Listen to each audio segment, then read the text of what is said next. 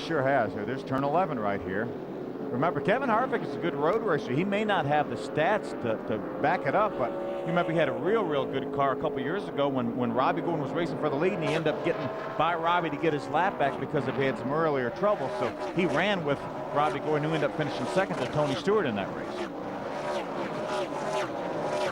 An idea of how fast they travel down that straightaway.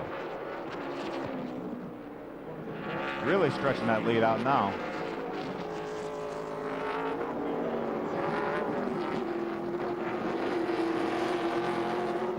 Craig Rodman's in that number 2 car. The battle for 3rd place, and Rodman now owns it.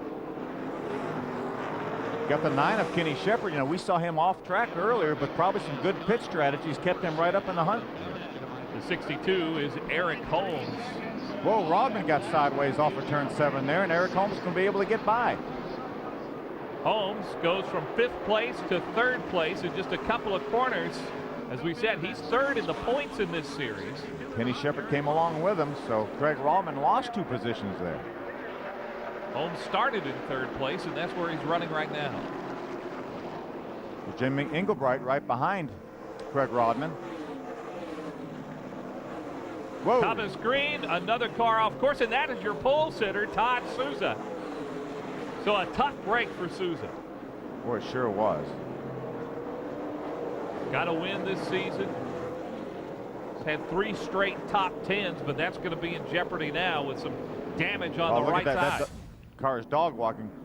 Looked like he might have got out in the loose stuff a little bit there and got into the tire barrier. It looks like it moved the rear end housing over. You could see the left rear tire pushed out from the fender, so it actually moved the rear end housing over. And the caution flag is out, and I like that term, dog walking. That's what Sousa's car is doing right now. And it comes to a stop on pit road. Restart on lap 45. And wow, Kevin Harvick with another great jump. You're on board with Boris said. Kevin Harvick has, he may have a little different transmission than some of these guys, but because he sure seems like when he gets on the button, that thing goes. Look, he's already 10 car lengths ahead of Boris right here, and Boris is, you know, certainly his reputation precedes him. You know, it's interesting to watch the styles of these drivers, and there are different styles on this course. Some guys are real smooth going through those turns, and other guys just kind of muscle that car around this racetrack. You know, Tim Richmond, the late Tim Richmond, was a terrific road racer, and he muscled this car around here. But Bill Elliott's a good road racer. Terry Labonte's a good road racer as far as stock car drivers, and they're extremely smooth, so you can get it done many ways.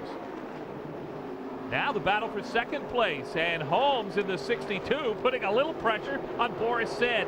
The 12 of Brandon Krause off course momentarily, but he's back on. Good job by Brandon. Looks like he's got a left front tire going flat. Yeah, he didn't realize it. He had a left front tire going down. He got to the next corner, he had to turn right, and the left front tire being flat wouldn't hold him, so he's got to take it easy till he gets back to the pits. Boy, he is in trouble. You know, we're talking about guys who run this series a lot, and if you follow this series, you may not have heard us say the name of M.K. Kanke, who was on the pole here a year ago and did not qualify for this race. They had trouble. Was here and attempted to qualify, had trouble, got off course, and did not make it. Now the battle for 2nd place. Boris Said, the renowned road racer who runs so well in the Trans Am series. Look at Jim Engelbright trying to make a move down in turn number 11 here. Engelbright also a great road racer. And you may have heard us mention that Engelbright won this race the last 3 years, so don't count him out today. Absolutely not. That is the best passing place area on the racetrack, is going in turn 11. That's where Bernie Lamar, unfortunately, has spun in turn 11. Again, you go from 4th gear, if you come off turn 10, a little short chute, you go all the way down to 2nd. Some guys even go down to 1st gear. You get a lot of wheel hop there. That's why a lot of these guys turn around. And most of these guys aren't experienced at making that kind of move, that kind of turn, that kind of shift in their car. That's right. Not, you know, the only road race these guys run, so if they're not a road racing specialist, you know, they don't get a lot of practice doing it. Augie Vinovich is your points leader. Let's go down to Steve with a report on Augie. Guys, 22-year-old Augie Vidovich Jr. is proving he can handle the pressure in this sport. When the season started, his team had just enough funding to run the first 3 races of the season. But they've run so well, they've been able to go race to race. He finished 2nd at Mesa Marin. His worst finish this year is 6th. Again, he's the points leader, and he wants to run the rest of this schedule. He's in the 11th position. Had his top 5 in Irwindale last week. Pretty consistent season for Augie Vidovich. Wow. Brandon Witt. All kinds of damage on that car. The youngster had driven so well in this race.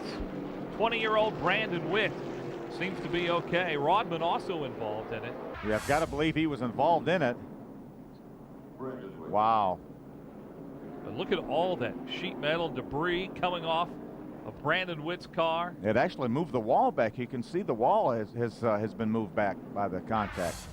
Well, Brandon Witt is a 20-year-old engineering student at a community college in Bakersfield. He'll pursue a 4-year degree. Earlier this season, he ran in the NASCAR Craftsman Truck Series at Mesa Marin, did a great job. He will also race later this year at Kentucky and again in Fontana, California. But right now, he is not a very happy young racer. Boy, and he is definitely angry at Rodman, not happy with Rodman at all. Rodman was ahead of him on the racetrack.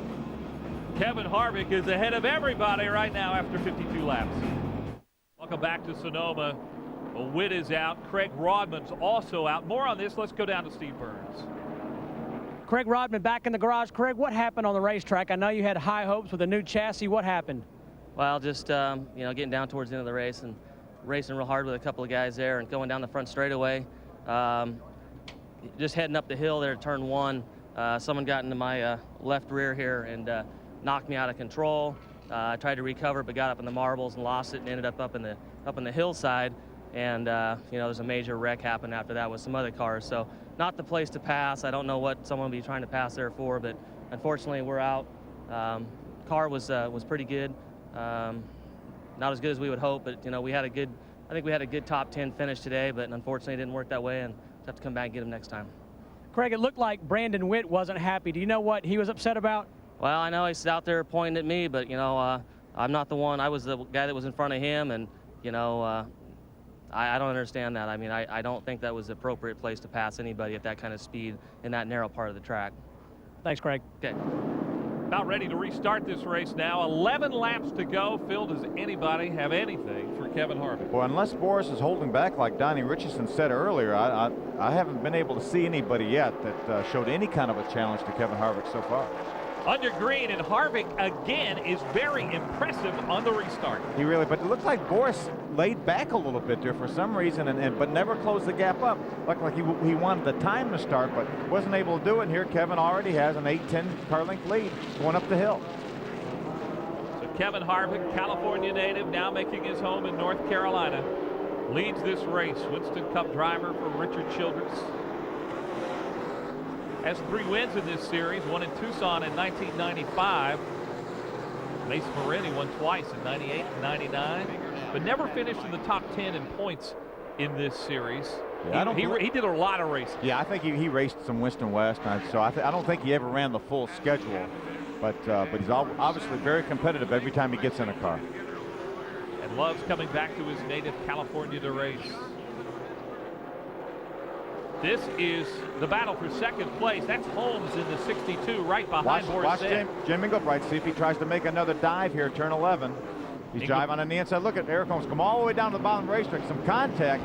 How about that? You know, these guys had some contact last year. That's how Jim Inglebright got the lead from Eric.